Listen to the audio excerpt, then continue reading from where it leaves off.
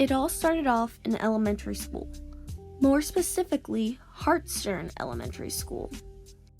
I went to Hartstern all 5 years of elementary school, which is important because this school holds a special place in my family's heart because my mom went there, I went there, my brother went there.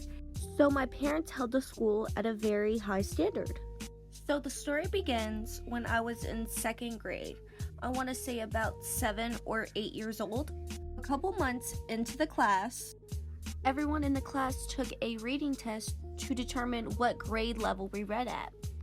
I don't remember specifically what the test was about, but I do remember doing decently well on it.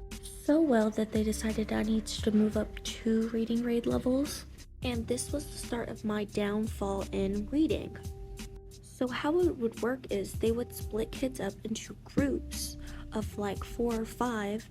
The teachers would pick a book and then all of us were supposed to read it together. The book that my group had was called Treasure Hunters by James Patterson.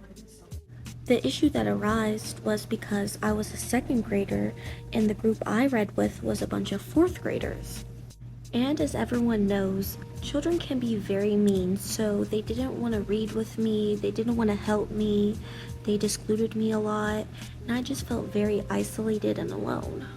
And it got so bad to the point where I asked my mom and dad if they would talk to the school and have them place me back on a second grade reading level. But because they believed in my reading abilities and the school's ability to decide what was best for me, they denied my request and said I just need to tough it out. But because I was a stubborn child, I didn't want to do this, so I stopped trying, I put no effort into my reading, and I just completely gave up on that class. But this started an even deeper issue. Because of how bad that class was for me, I completely just never wanted to read, and I never really enjoyed it. And because I never really enjoyed it, I never really put much effort in, going all the way up until high school. It was until about sophomore year where I finally found a book that I was interested in.